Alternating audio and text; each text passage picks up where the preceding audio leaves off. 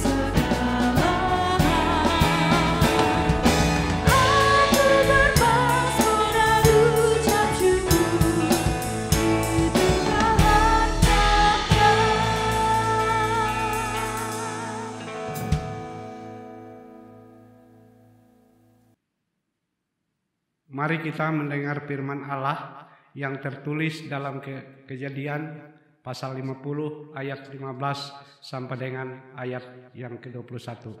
Dengan perikop Yusuf menghibur hati saudara-saudaranya. Ketika saudara-saudara Yusuf melihat bahwa ayah mereka telah mati, berkatalah mereka, boleh jadi Yusuf akan mendendam kita dan membalaskan sepenuhnya kepada kita segala kejahatan yang telah kita lakukan kepadanya. Sebab itu mereka menyuruh menyampaikan pesan ini kepada Yusuf. Sebelum ayahmu mati, ia telah berpesan, beginilah harus kamu katakan kepada Yusuf, ampunilah kiranya kesalahan saudara-saudaramu dan dosa-dosa mereka. Sebab mereka telah berbuat jahat kepadamu, maka sekarang ampunilah kiranya kesalahan yang dibuat hamba-hamba Allah ayahmu. Lalu menangis Yusuf ketika orang berkata demikian kepadanya. Juga saudara-saudaranya datang sendiri dan sujud di depannya serta berkata, kami datang untuk menjadi budakmu. Tetapi Yusuf berkata kepada mereka, janganlah takut, sebab aku inikah pengganti Allah. Memang kamu telah mereka-rekakan yang jahat terhadap aku, tetapi Allah telah mereka-rekakannya untuk kebaikan, dengan maksud melakukan seperti yang terjadi sekarang ini, yakni memelihara hidup suatu bangsa yang besar. Jadi janganlah takut, aku akan menanggung makanmu dan makan anak-anakmu juga. Demikianlah ia menghiburkan mereka dan menenangkan hati mereka dengan perkataannya. Firman-Mu pelita bagi kakiku dan terang bagi jalanku. Kembali kita mengangkat pujian kita kepada Tuhan dengan menyanyi dari kidung pujian, kunyanyi haleluya.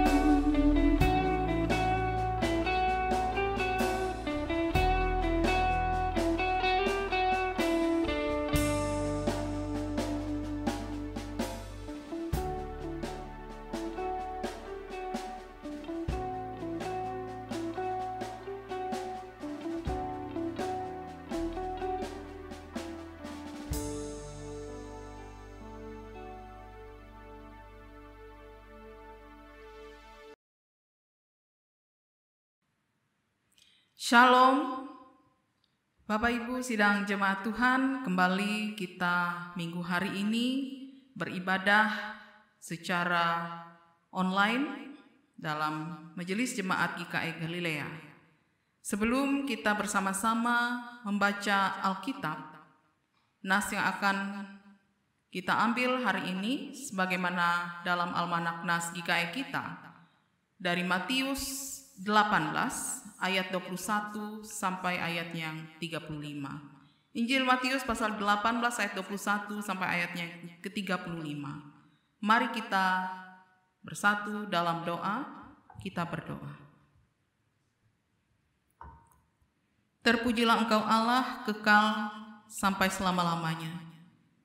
Kembali kami ingin membaca merenungkan firman-Mu. Urapi kami semua ya Tuhan dengan kuasa Roh Kudus-Mu, sehingga kami mampu mengerti, memahami apa yang Engkau kehendaki melewati firman-Mu saat ini. Berfirmanlah ya Allah pada kami, karena kami sedia untuk mendengar. Oleh dan dalam Yesus Kristus kami berdoa dan memohon. Amin.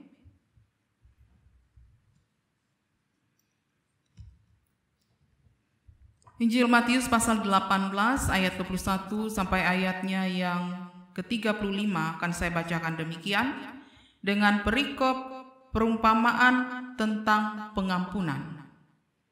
Kemudian datanglah Petrus dan berkata kepada Yesus, "Tuhan, sampai berapa kali aku harus mengampuni saudaraku jika ia berbuat dosa terhadap aku? Sampai 7 kali?" Sebab Yesus berkata kepadanya, "Bukan, aku berkata kepadamu, bukan sampai 7 kali, melainkan sampai 70 kali 7 kali. Sebab hal kerajaan sorga seumpama seorang raja yang hendak mengadakan perhitungan dengan hamba-hambanya. Setelah ia mulai mengadakan perhitungan itu, dihadapkanlah kepadanya seorang yang berhutang 10.000 talenta. Tetapi karena orang itu tidak mampu melunaskan hutangnya, raja itu memerintahkan supaya ia dijual beserta anak istrinya dan segala miliknya untuk membayar hutangnya. Maka sujudlah hamba itu, menyembah dia, katanya, "Sabarlah dahulu, segala hutangku akan kulunaskan." Lalu tergeraklah hati raja itu oleh belas kasihan akan hamba itu, sehingga ia membebaskannya dan menghapuskan hutangnya. Tetapi ketika hamba itu keluar, ia bertemu dengan seorang hamba lain yang berhutang 100 dinar kepadanya. Ia menangkap dan mencekik kawannya itu, katanya, "Bayar hutangmu." Maka sujudlah kawannya itu dan memohon kepadanya, "Sabarlah dahulu, hutangku itu akan kulunaskan." Tetapi ia menolak dan menyerahkan kawannya itu ke dalam penjara sampai dilunaskannya hutangnya. Melihat itu kawan-kawannya yang lain sangat sedih, lalu menyampaikan segala yang terjadi kepada tuan mereka. Raja itu menyuruh memanggil orang itu dan berkata kepadanya, "Hai hamba yang jahat, seluruh hutangmu telah kuhapuskan karena engkau memohonkannya kepadaku. Bukankah engkau pun harus mengasihi kawanmu seperti aku telah mengasihi engkau?" Maka marahlah tuannya itu dan menyerahkannya kepada algojo-algojo sampai ia melunaskan seluruh hutangnya. Maka Bapakku yang di sorga akan berbuat demikian juga terhadap kamu apabila kamu masing-masing tidak mengampuni saudaramu dengan segenap hatimu. Yang berbahagia adalah mereka yang mendengar firman Tuhan dan yang memeliharanya. Amin. Bapak, Ibu, Saudara yang terkasih dalam Tuhan kita Yesus Kristus, tema khotbah yang saya ambil minggu hari ini, Kristus teladan bagi kita untuk mengampuni. Nas kita hari ini sebenarnya sangat menarik, dan nas ini tentu sangat relevan dengan kehidupan kita. Adakah di antara kita yang pernah mengalami kesulitan dalam mengampuni? Misalnya seperti mengampuni orang tua kita, teman kita, atau orang yang tidak kita kenal. Nah, berbicara tentang mengampuni, kita biasanya sulit untuk mengampuni, tergantung seberapa dalam luka yang kita rasakan. Ada orang mengatakan bahwa mengampuni atau memaafkan kesalahan orang adalah perbuatan yang mulia. Nah, padahal itu biasa-biasa saja. Kesalahan sewajarnya diampuni. Nah, soalnya memang tidak semua orang mudah mengampuni sesamanya. Hanya mereka yang biasa atau yang membiasakan diri cepat-cepat melupakan kesalahan orang saja yang mudah untuk memaafkan pula. Bapak, Ibu, Saudara, betapa sering kita mendengar tuntutan, dia harus minta maaf, dia harus berlaku maaf, bahasa daerah kita. Nah, padahal kalaupun ada permintaan maaf, kesalahan pun belum tentu tuntas dimaafkan. Bahkan terkadang tidak dimaafkan sama sekali. Jadi masih ada tersimpan dendam, baik sedikit atau banyak. Nah, ini lagi-lagi tuntutan keangkuhan dan kecongkakan yang ada dalam pribadi kita. Sebenarnya batin orang yang menaruh dendam itu sendiri terasa berat. Bisa saja makan tidak enak, tidur tidak nyenyak oleh ganjalan dendam tadi. Nah, sedangkan yang didendami belum tentu merasakannya. Lebih-lebih kalau kesalahan memang telah diperbuatnya dengan sengaja. Nah, kalau dendam dibiarkan terus menggerogoti batin seseorang, bisa lalu menjadi siksaan derita. Nah, oleh karena itu diminta atau tidak, kita ucapkan atau tidak, demi kepentingan sendiri juga sebaiknya kita memaafkan atau kita melupakan saja segala kesalahan orang dengan segera. Menyimpan atau mengendapkan dendam pasti mengundang derita. Apalagi kalau kita membalasnya, murka Tuhan pun kita undang pula karenanya. Nah, Bapak Ibu Saudara-saudara yang saya kasih dalam Tuhan Yesus Kristus, jadi apakah pengampunan itu? Nah, secara harafiah kata pengampunan itu berarti melepaskan atau mengusir. Nah, pengampunan adalah ketika kita melepaskan kepada Tuhan kepahitan apapun yang mungkin kita rasa berhak kita miliki terhadap orang lain dan membiarkan Tuhan menangani masalah ini dengan caranya sendiri. Pengampunan adalah melepaskan hak untuk membalas atau menahan hutang. Seseorang yang telah berbuat salah kepada kita. Pengampunan tidak ingin balas dendam. Pengampunan adalah untuk membebaskan seseorang dari kewajiban kepada kita yang merupakan akibat dari kesalahan yang dilakukan terhadap kita. Mungkin tidak mengubah situasi tetapi mengubah sikap kita. Jadi pengampunan adalah sikap, bukan tindakan. Bapak Ibu Saudara yang terkasih dalam Tuhan Yesus Kristus, dalam ayat 15-20 memberi tahu kita seberapa serius kita menangani pelanggaran ini. Sementara dalam ayat 21-35 memberi tahu kita betapa anggunnya kita menghadapinya. Dan dalam Matius 18 ayat 21-22, seberapa sering saya harus memaafkan. Nah, di ayat 21 lalu Petrus datang dan berkata kepadanya, Tuhan, seberapa sering saudaraku berdosa terhadap aku dan aku mengampuni dia? Sampai 7 kali? Nah, di ayat 22 Yesus berkata kepadanya, aku tidak memberitahumu sampai 7 kali, tetapi sampai 70 kali 7. Dalam bahasa Yunaninya, hebdo mekontakis hepta. Tuhan, seberapa sering saudaraku, dikatakan dalam ayat 21a. Di tempat lain, Yesus berurusan dengan hubungan di luar gereja. Tapi aku katakan, kasihilah musuhmu. Nah, tapi teks ini adalah tentang mengampuni saudara dan saudari Kristen. Jadi pertanyaan Petrus mengacu kembali ke ayat 15 sampai ayat 20, di mana Yesus memberikan prosedur rinci untuk melakukan rekonsiliasi ketika seorang Kristen berdosa. Dan Petrus mengangkat masalah yang sangat praktis. Seberapa jauh murid harus melangkah sehubungan dengan pengampunan. Nah, daripada mendengarkan jawaban Yesus, Petrus mengusulkan jawaban miliknya. Dia katakan 7 kali. Jadi Petrus merasakan bahwa Yesus ingin para murid mengembangkan diri mereka lebih jauh. Jadi dia menggandakan standar dan kemudian menambahkan 1 untuk ukuran yang baik. 7 adalah angka suci bagi orang Yahudi, melambangkan kesempurnaan atau penyelesaian.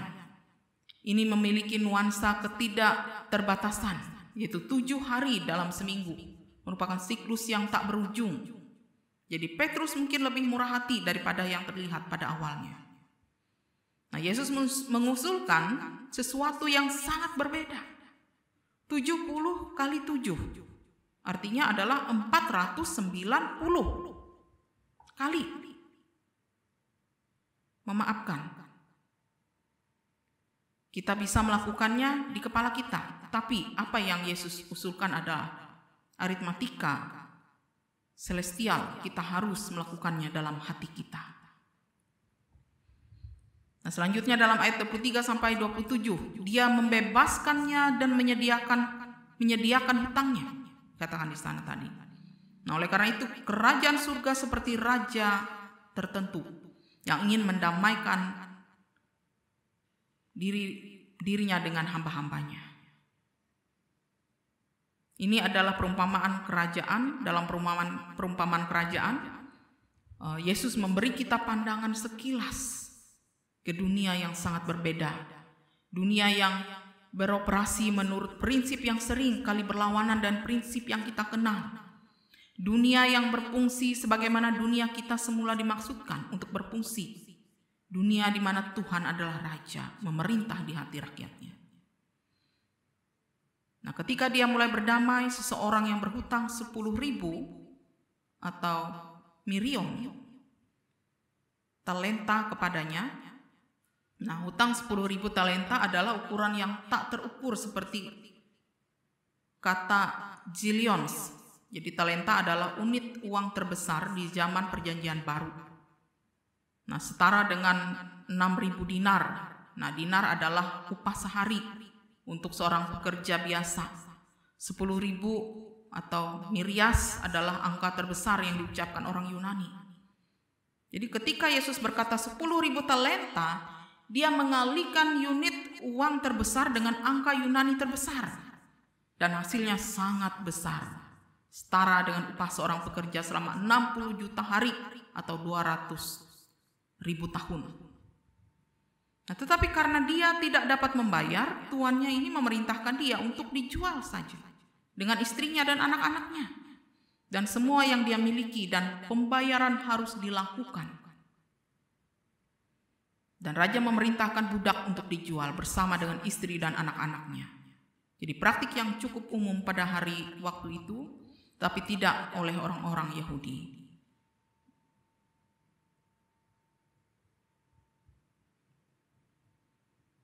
Nah, tanggapan budak itu adalah dengan putus asa. Dia tahu bahwa dia tidak akan pernah bisa membayar hutangnya. Tapi dia menunggu waktu. Setiap hari kebebasan mengurangi 1 hari penderitaan. Dan siapa tahu raja mungkin berubah pikiran, atau raja mungkin mati, atau seberapa peristiwa tak terduga. Nah, mungkin menebus situasi. Nah, situasinya tidak ada harapan. Tapi siapa yang bisa menyalahkan budak itu karena berharap? Nah, tuan dari hamba itu tergerak dengan belas kasih melepaskan dia dan mengampuni hutangnya. Sebagaimana ayat 27. Jadi keajaiban pun terjadi. Raja melampaui apa yang diminta budak itu. Dia memberi tidak hanya sedikit, lebih banyak waktu, tapi juga pengampunan atas hutang yang besar. Dalam ayat 31-35 diceritakan, ketika para pelayan lain melihat apa yang telah terjadi, mereka sangat tertekan dan pergi dan memberitahu tuan mereka semua yang telah terjadi. Kemudian tuan memanggil hamba itu, "Kamu hamba yang jahat." Dia berkata, "Aku membatalkan semua hutangku karena kamu mohon padaku. Bukankah kamu seharusnya mengasihi sesama hamba seperti yang aku lakukan kepadamu?" Dalam kemarahan, tuannya menyerahkan dia kepada para sipir penjara untuk disiksa. Serahkan kepada algojo, katanya dalam nas kita tadi, sampai dia harus membayar hutangnya kembali. Jadi beginilah cara Bapa Surgawi kita memperlakukan masing-masing orang, kecuali orang itu memaafkan saudaranya dari hatinya. Bapak Ibu Saudara yang saya kasih dalam Tuhan Yesus Kristus, pesan apa yang ingin disampaikan nas buat kita umatnya di zaman sekarang ini? Perumpamaan ini adalah tentang belas kasihan Tuhan yang merupakan salah satu kualitas ketuhanan yang terkuat.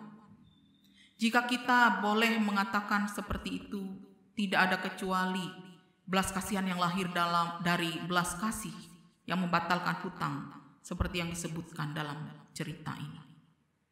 Nah, itu selanjutnya berakhir dengan memanggil kita untuk berbelas kasih.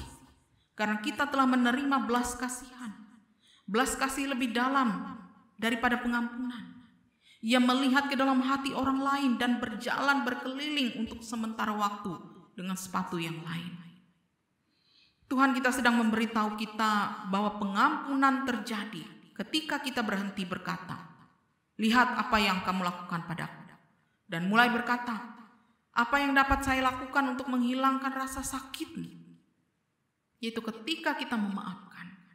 Ketika kita tidak lagi mementingkan diri sendiri, tetapi prihatin tentang apa yang kita lakukan kepada orang lain, sebagai pembalasan atas apa yang telah mereka lakukan kepada kita.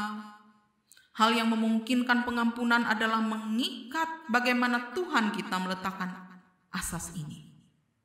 Tidak bisakah kita memaafkan luka senilai $20 ketika kita sendiri telah diampuni 10 juta? Itu selalu situasi kita. Oleh karena itu, jika ada dendam, jika selama ini kita memendam dendam, jika ada perasaan antipati, jika kita tidak ingin berbicara dengan orang lain, jika kita merasa terputus dari orang lain, 2 hal yang telah terjadi. Kami telah bereaksi sebagai orang yang tidak tahu berterima kasih atas kasih karunia yang telah diberikan kepada kami, seperti yang dilakukan oleh pengurus yang tidak mengampuni itu.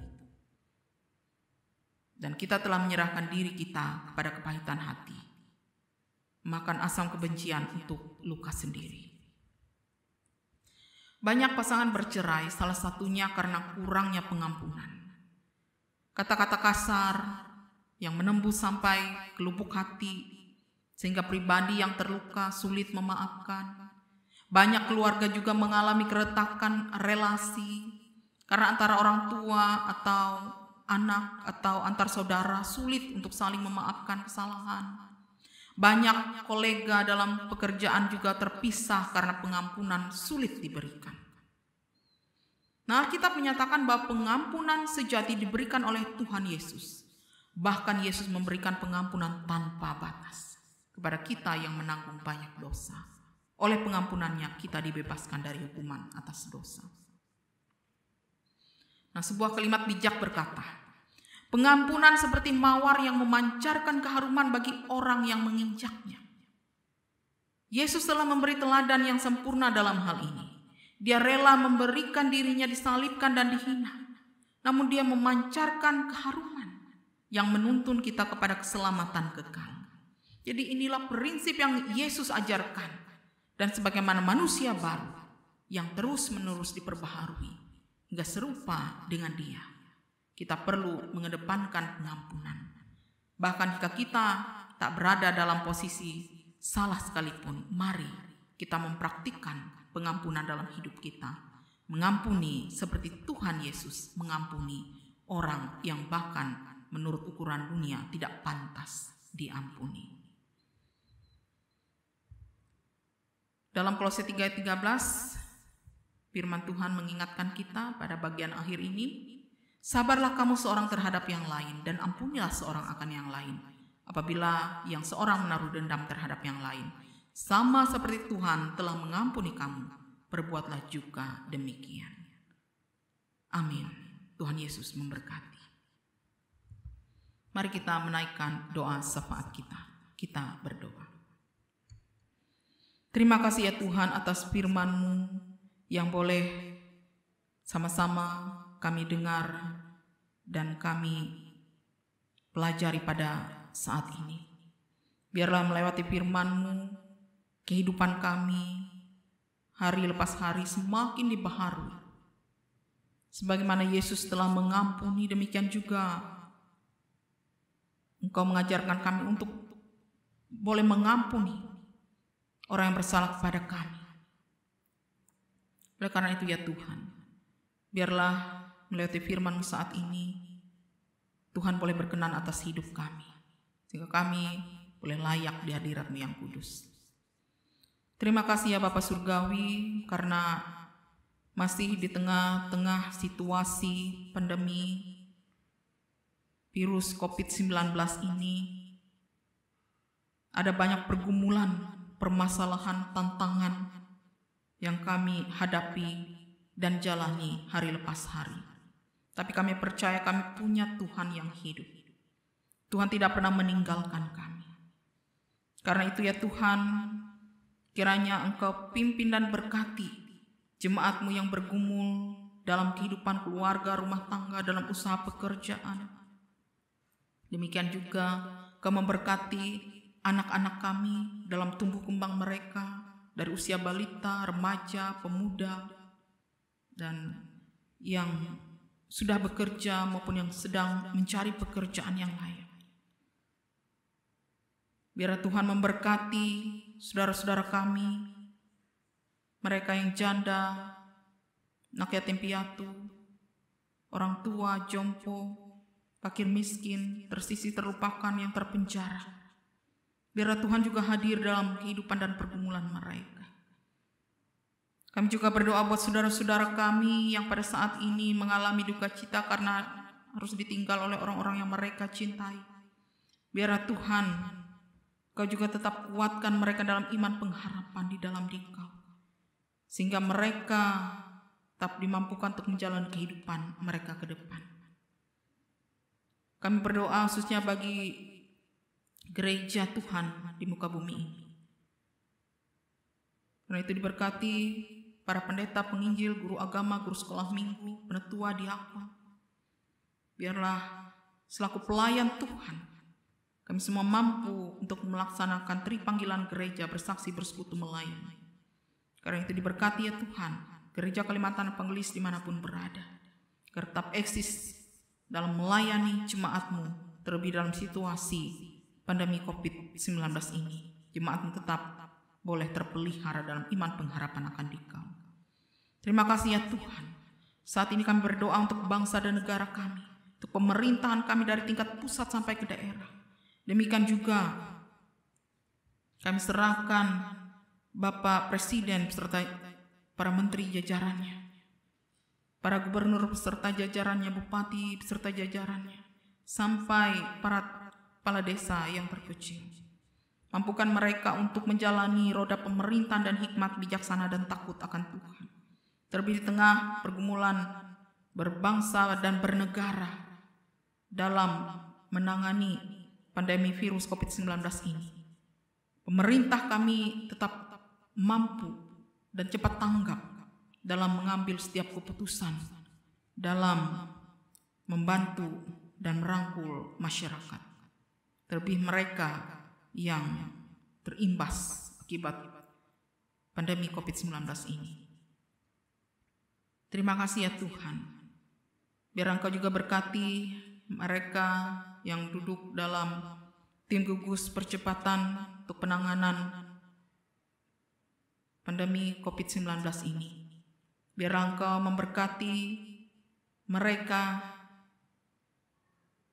khususnya para dokter, perawat, aparat keamanan, TNI, Polri, Satpol PP, siapapun mereka yang terlibat dalam tim penanganan percepatan untuk penanganan tim gugus COVID-19 ini. Tuhan berikan mereka kekuatan, kesehatan, bahkan imun yang kuat, sehingga mereka mampu melaksanakan tugas pelayanan mereka di tengah masyarakat dengan pertolongan kekuatan kesehatan yang datang dari Tuhan.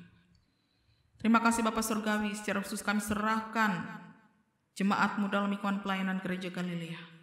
Biar Kau berkati tiap-tiap keluarga rumah tangga mereka, diberkati usaha pekerjaan mereka, berkati anak, menantu, cucu, dimanapun mereka berada, jauh pun yang dekat dengan mereka. Demikian juga segala rencana, cita-cita, doa dan harapan mereka boleh tercapai. Kami serahkan juga badan pekerja harian Majelis Jemaat GKI Galilea. Berkati ketua majelis kami, mereka yang duduk di PPH, para pendeta pelayanan, penutua diakon, sehingga kami semua boleh bersama, bekerja sama dengan baik, saling topang menopang, saling bahu-membahu satu dan yang lain, dan mendukung setiap pelayanan yang kami laksanakan. Terima kasih ya Tuhan. Kami serahkan kehidupan kami sekalian ke dalam kasih dan kemurahan Dikau saja. Biarlah doa ini hanya kami alaskan di dalam satu nama, Yesus Kristus Tuhan, yang telah mengajar kami berdoa. Kita ucapkan doa Bapa bersama demikian. Bapa kami yang ada di sorga, dikuduskanlah nama-Mu. Datanglah kerajaan-Mu, jadilah kehendak-Mu di bumi seperti di sorga. Berikanlah kami pada hari ini makanan kami yang secukupnya. Dan ampuni kami akan kesalahan kami seperti yang juga telah mengampuni orang bersalah pada kami. Dan janganlah membawa kami dalam pencobaan, tapi lepaskanlah kami daripada yang jahat. Karena Engkau punya kerajaan, kuasa dan kemuliaan sampai selama-lamanya. Amin. Marilah kita mempersembahkan persembahan syukur kita kepada Tuhan Allah kita.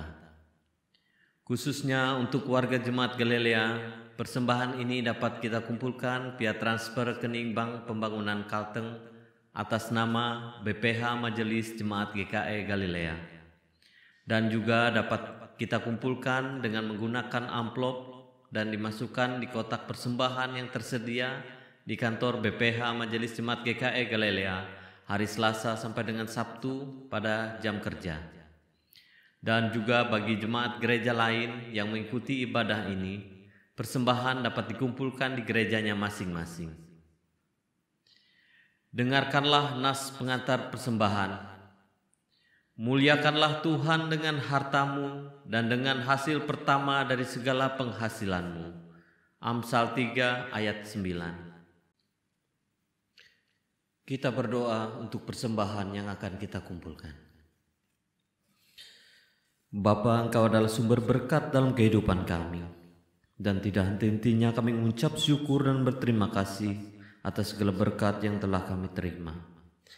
Terima kasih atas firman yang disampaikan oleh hamba-Mu. Kiranya dapat tumbuh dan berbuah di hati kami. Sebentar lagi kami mau memberikan persembahan. Kiranya Engkau memberkati apa yang telah kami berikan besar kecilnya persembahan kami. Dan kiranya persembahan ini dapat berguna untuk pelayanan pekerjaan Tuhan di tempat ini. Terima kasih Tuhan, inilah doa kami. Di dalam nama Tuhan Yesus Kristus kami berdoa. Haleluya, amin. Sementara persembahan syukur dikumpulkan, jemaat menyanyi dari Kidung Jemaat nomor 288. Mari puji Raja Sorga.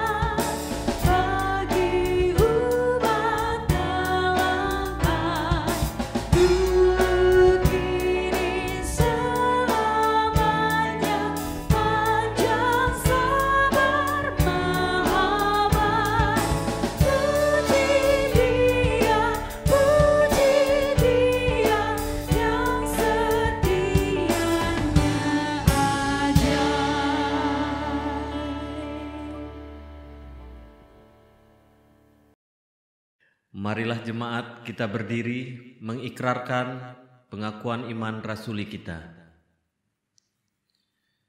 Aku percaya kepada Allah Bapa yang Maha Kuasa, Khalik langit dan bumi, dan kepada Yesus Kristus anaknya yang tunggal Tuhan kita, yang dikandung daripada Roh Kudus, lahir dari anak darah Maria, yang menderita di bawah pemerintahan Pontius Pilatus, disalibkan, mati dan dikuburkan, turun ke dalam kerajaan maut.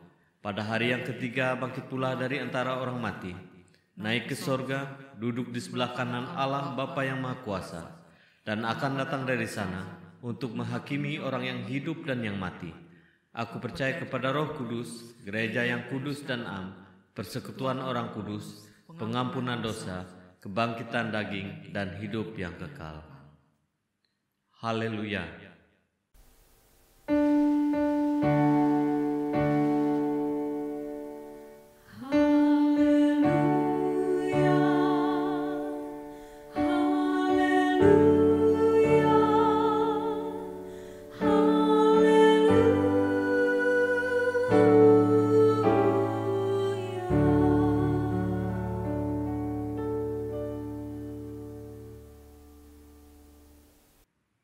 Bapak Ibu sedang jemaat Tuhan, di penghujung ibadah ini kita akan mengakhiri dengan bersama menerima berkat Tuhan. Kasih karunia Tuhan Yesus Kristus dan kasih Allah dan persekutuan dengan Roh Kudus menyertai kamu sekalian. Haleluya. Amin.